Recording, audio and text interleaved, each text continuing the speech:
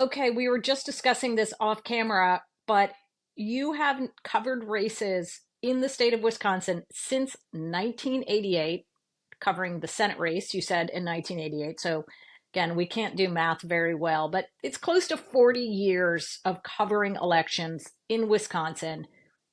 And throughout those years, Craig, things have been really, really close, especially at the presidential election. What gives? I spent a lot of time thinking about this because it is kind of strange. I mean, it's kind of strange that Wisconsin has been so competitive for so long when so many other states have like fallen in and out of competitiveness or never been Right. competitive. And the strangest thing is a whole lot has actually changed in that time. I mean, the political map in Wisconsin has changed a lot. The demographics of politics and voting patterns have changed a lot in Wisconsin, just like everywhere else. So magically, we're still a battleground state, even though both parties, have a different path to victory than they did 20 or 30 years ago. And even though the political math of the state has changed pretty dramatically from 20 or 30 years ago.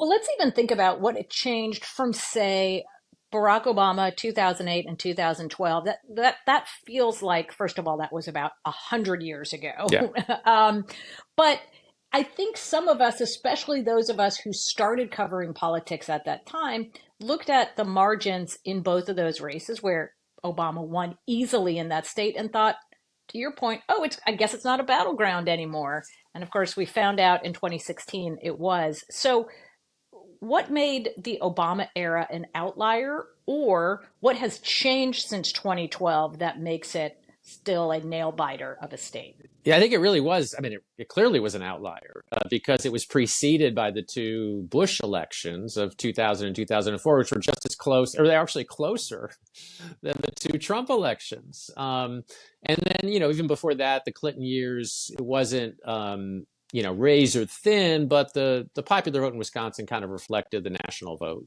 pretty well. So, Obama, it's a little bit of an enigma. I mean, he was just, he was popular, obviously everywhere in '08, but he was extra popular in Wisconsin. I mean, I've heard different theories offered about that, but I mean, he basically won everywhere in Wisconsin. Right. And even 4 years later, when, he wasn't going to replicate that, and you had a Wisconsinite on the Republican ticket in the name of And Paul Paul Ryan. Ryan. Yeah. He still won Wisconsin by 7 points. And he still won a lot of smaller rural counties that, later became known as Obama-Trump counties. Right. So, I don't know. He was just, he overperformed in Wisconsin for one reason or another. But, I've learned, many times over those 30 or 40 years, I've heard people say, well, it looks like Wisconsin is now, going to become kind of a blue state. Or even kind of a red state because of its demographics. People have made that prediction. And so I'm very wary of those. I've become very wary of those predictions because it never seems to pan out. And it's just real cross currents in Wisconsin. So, even looking ahead to this election, people on both sides would like to see a little daylight between their candidate and the other candidate. And it's hard to find that daylight. And one reason is you've got, clearly different parts of the state moving in different directions. And when that's happening, it's hard to open up any distance between the parties. Yeah, so let's talk about that because Wisconsin is the whitest of all the battleground states. It's almost 60% of the electorate is white non-college voters. And so you would look at just those two statistics alone Yeah. and say, this should be a red state. How have Democrats been able to keep their strength with these voters where they've failed to do so in some of these other Yeah. states that look a lot more like Wisconsin? Yeah, it's funny because they have lost ground with those voters. They were like even more competitive, of course, in the Clinton years and in the Obama years, and even in the Gore, Kerry years, they were more competitive with those voters than they are now. But they're still doing better in Wisconsin with those demographics than they are in most other places. In fact, I'm writing about this very thing right now. This colleague of mine did a really interesting. He created a demographic model, using the kind of demographic variables you'd expect to see, just sort of predict the vote county by county, and then look at how the actual vote deviated from what you would think from the demographics. And Wisconsin, almost everywhere in Wisconsin, is bluer than you'd expect it to be demographically. Even the counties that are 20 or 30 points Republican, you'd expect them to be 40 points Republican. So, demographics are making themselves felt. I mean, they're clearly a better predictor now than they were 20 years ago.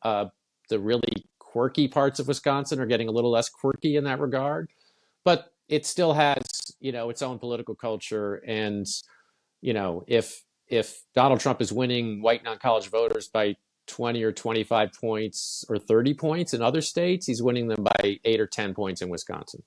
Right. And Craig, you've done so much great work on covering Wisconsin and this transformation of the state demographically, geographically.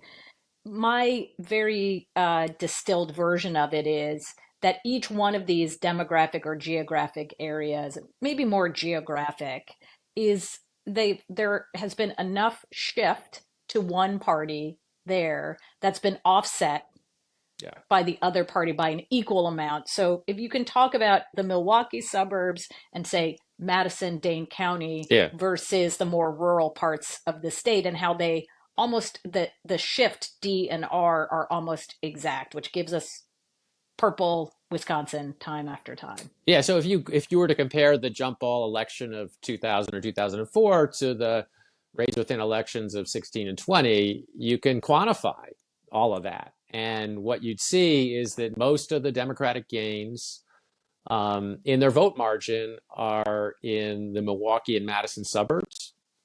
And most of the Republican gains in their vote margin are in small towns and rural counties. There are parts of the state that haven't, like Green Bay proper and Brown County, that core Fox Valley area doesn't really bounce around a lot. The suburbs of, the exurbs of the Twin Cities in western Wisconsin don't, they're fairly purple. They're not moving radically in one direction. But on the Democratic side, you've got obviously Madison is super blue and the city of Milwaukee is super blue. But you've got these inner suburbs in Milwaukee that went from being purple to super blue.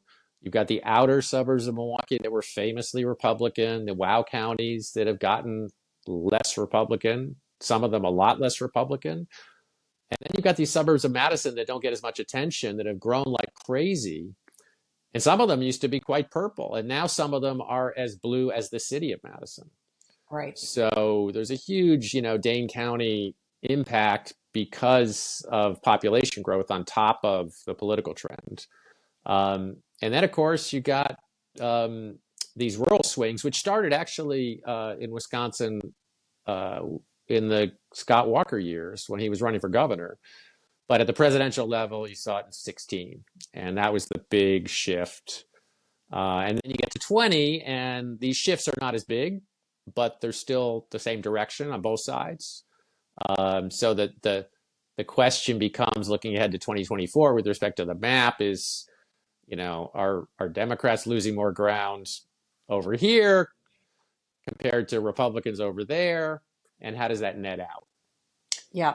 Yep. And that gets us where we are today, which is I just went on and looked at the 538 polling Mm-hmm. average, where Harris is now ahead in the average by 6/10 of a point, which is where one would assume it would be given everything we've discussed, a race that's within 6/10 of a point. What is interesting, though, and I'm curious to get your take, is there's the sense that these so-called blue wall states, of which Wisconsin is one, have tightened over the last few weeks. And when you do look again just at the polling average, Harris was leading by about 2 points earlier in September, and now, as I said, it's 6/10 of a point. What are you seeing in feeling and hearing in the state. Is that your sense too, that maybe Harris had a bigger lead earlier this fall, but it's now tightened? And is this just natural tightening for all the reasons we discussed, or is something else going on? Yeah, I mean, those are great questions. I'm not sure I have the answer to all of them. I mean, the funny thing about your comment about the 0.6% lead in the 538 polling averages, that was exactly the margin that Joe Biden had in Right. 2020. So, part of me thinks nothing's really happening and nothing's really changing. And here because it's funny, we're back where we started. And, you know, we've had polling at Marquette. My colleague Charles Franklin, who does the Marquette poll, that's had it at times. It's had it a jump ball. In the last couple of polls, Harris had a little bit of a lead. Yep. Um, but I have always thought that the best, guidepost is the last election. In fact, the last two elections, because they were so close, and the same guy who was on the ballot on the Republican side in those two elections is on the ballot this time, and he's a pretty polarizing figure. So, I mean, that's certainly my baseline. And I wouldn't expect, I wouldn't expect more than a 2-point race, probably a 1-point race. I mean, and I also would not be at all surprised if we feel just as uncertain on election night about the outcome as we do now. I don't know, you know, I don't know, how much it is, movement of the last week or two. I mean, obviously there was a kind of a Kamala Harris surge. And the biggest thing you saw, of course, everywhere and dramatically in our polling was this surge in Democratic enthusiasm, which was, you don't see anything that vividly in the numbers normally, but that was so unmistakable. And, that there's probably a sense in which that, kind of taps out a little bit. Well, then it leads me to the question of, if we do have this incredibly polarized electorate, are there even any swing voters in this state? Or is the question just, if I'm a Dem, I got to get my people out. If I'm a Republican, Right. I got to get my people out. And there's really nobody sitting out there going, I wonder which party I should vote for. I'm really focused on this issue, and this person is better for me, at least at the presidential level. Curious your Well, take on I've that. seen some focus group conversations where you do see the classic, and again, I don't think there's a ton of these people, but you do see the classic situation where some people are wrestling with their real either unhappiness or disgust on a personal level with Donald Trump, and the fact that they might think things will be better, at least with the economy, or they might have a problem with Kamala Harris, or they might just be a little bit reluctant to vote for a Democrat, because in our polling, she had consolidated Democrats to the extent that the dwindling number of undecideds out there were kind of like all mostly moderate Republicans and independents, and then these were the classic conflicted voters who otherwise probably would pull the ballot for Donald Trump, but really were kind of, and may have voted for him once but not twice, and were kind of disgusted, but so that's like the feels like the battleground. Obviously, the other key is who's going to vote.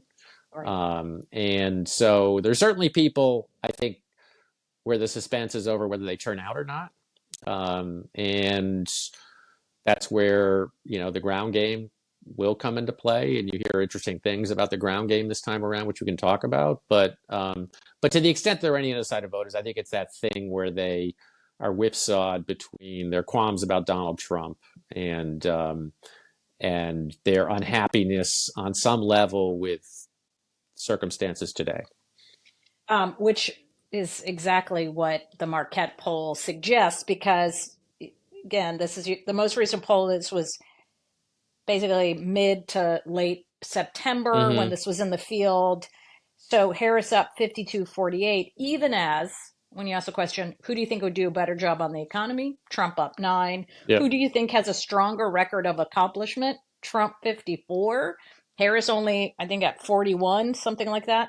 So clearly, if this were based just on who would do a better job, on the issues you care about, Trump would be ahead. So why isn't he? Well, because of what you just pointed out. Yeah, They yeah, she say, wins. yeah, She's scoring better on all the personal attributes, yep, honesty, temperament, yep, integrity, corruption, behavior, whatever they are. And then, there are some issues that are more favorable to Democrats too. But yeah, so that's the push pull of all this.